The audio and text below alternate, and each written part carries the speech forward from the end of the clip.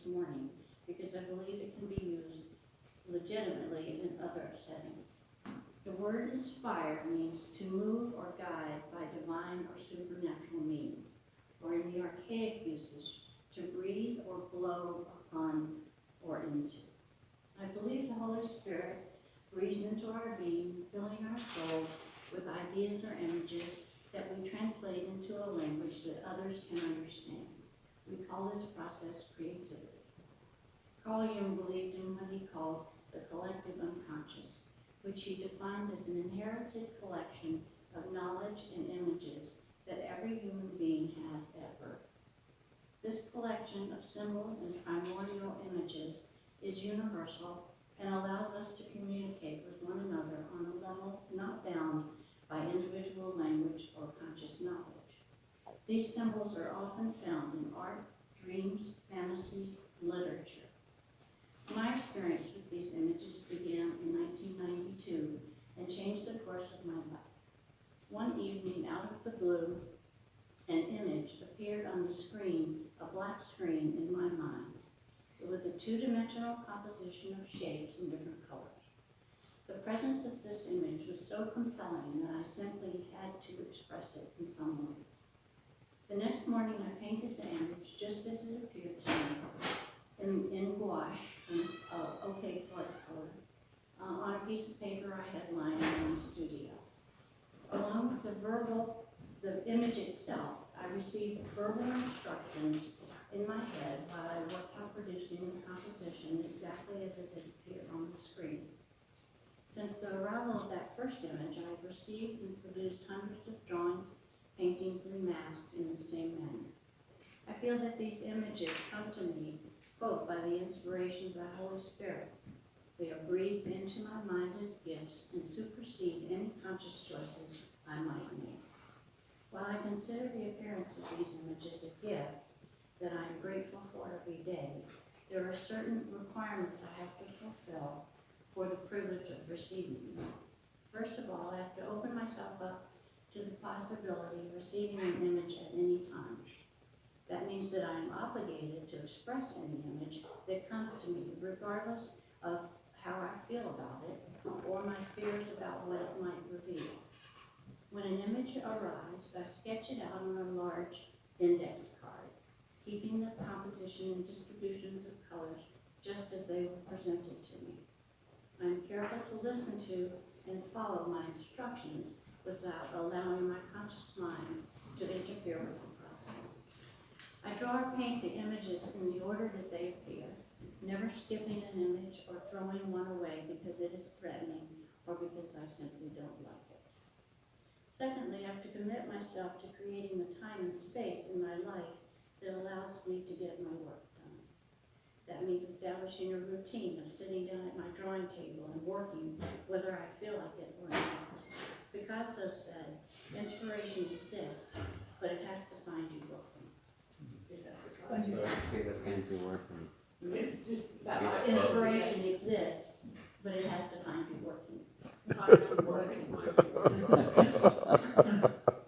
My job is to move these images out of my mind and express them in a way that other people can relate to them.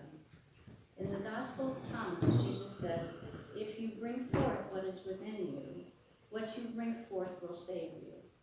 If you do not bring forth what is in you, what you do not bring forth will destroy you. Regardless of what bringing forth what is within me means to me, I am always hopeful that it will be meaningful to someone else as well. Thirdly, I have to faithfully follow the directions I hear in my head while I'm working. I cannot alter an image on a whim or change a shape or color on my own. My opinion is not relevant in this process. Andre Gide said, art is a collaboration between God and the artist, and the less the artist does, the better. The first of a series of images I received, I painted with gouache on an 18 by 24 inch watercolor paper. I eventually painted over 100 of these compositions before they stopped appearing to me. The second series, which I began in 2009 and am still working on, started with a suggestion from a good friend of mine. I was feeling a bit unsure of what I should do next. She said, why don't you do some circle drawings? They are very centering. So I began with a 5-inch circle on a piece of 9 by 12-inch paper using colored pencils.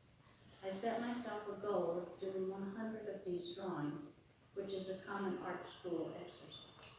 At first I chose subjects around me, but very soon in the process, images began appearing on my screen as they had before. Gradually the circle grew larger, and consequently so did the paper. As I worked on these images I received, the circle evolved into other shapes, the compositions became more complex, and the paper grew larger once again. I'm now working on 22 by 30-inch paper, still with colored pencils. Sometimes there is a circle, sometimes not. The drawings are always centered around one clear image that arrived on my screen. Generally it evolves into a larger composition as I work. I make sure to listen and follow instructions as I go. I feel as though I am leaving tracks of where I have been in my life. In the end, I am continually grateful for this gift. I have enormous respect for the process and feel privileged to be a part of it. When I sit down to work, I clear my mind, try to set aside my daily challenges, and pray for the breath of the Holy Spirit to inspire. So I brought some examples. This here is where I started with the very first 5-inch circle. This is the card that I put the images on in order to not lose them. And this is a drawing in progress right now, and these are the last 2 drawings that I've done. So you're welcome to ask me anything or look or either one. Oh. When these images appear to you, is it like a 4-color photograph, an image that when you then go to work, how can you recall it so exactly? Because you said that you can't change a color Right. or a shape. How can you retain that? Well, I do sketch out the original thought, the original image. Sometimes I do colors, but I just, when I start working on them, the instructions keep the colors the same, and so it's not an issue of forgetting. You said